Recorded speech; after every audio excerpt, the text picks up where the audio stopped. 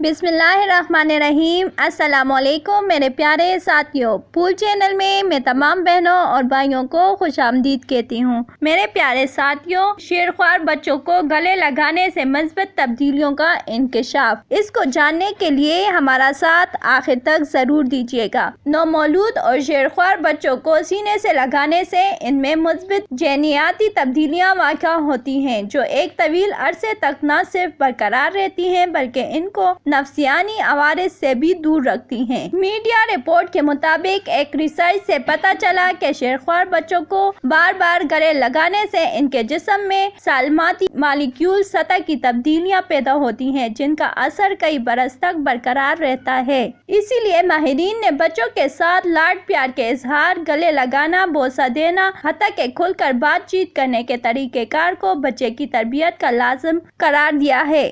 اس کے برخلاف جن بچوں کو مناسب حد تک پیار نہیں کیا جاتا وہ آگے چل کر مضطرب اور چڑچڑے حتیٰ کہ نفسیاتی بیماریوں کا شکار ہو سکتے ہیں۔ ان میں جینیاتی اظہار اور جذبات بیان کرنے کا طریقہ کار صحیح طرح سے پنپ نہیں پاتا۔ اسی معاملے کی جانچ کے لیے ایک ریسرچ سروے کیا گیا جس میں 94 بچوں کے والدین سے کہا گیا تھا کہ وہ اپنے بچے کو گود میں لینے، پیار کرنے اور بوسہ دینے کی ڈائری مرتب کریں۔ اس کے ساتھ ہی شیرخوار کے روزمرہ اٹھنے، سوتے اور کھانے پینے کے معمولات بھی دیکھے گئے جن کا 4 سال تک جائزہ لیا گیا۔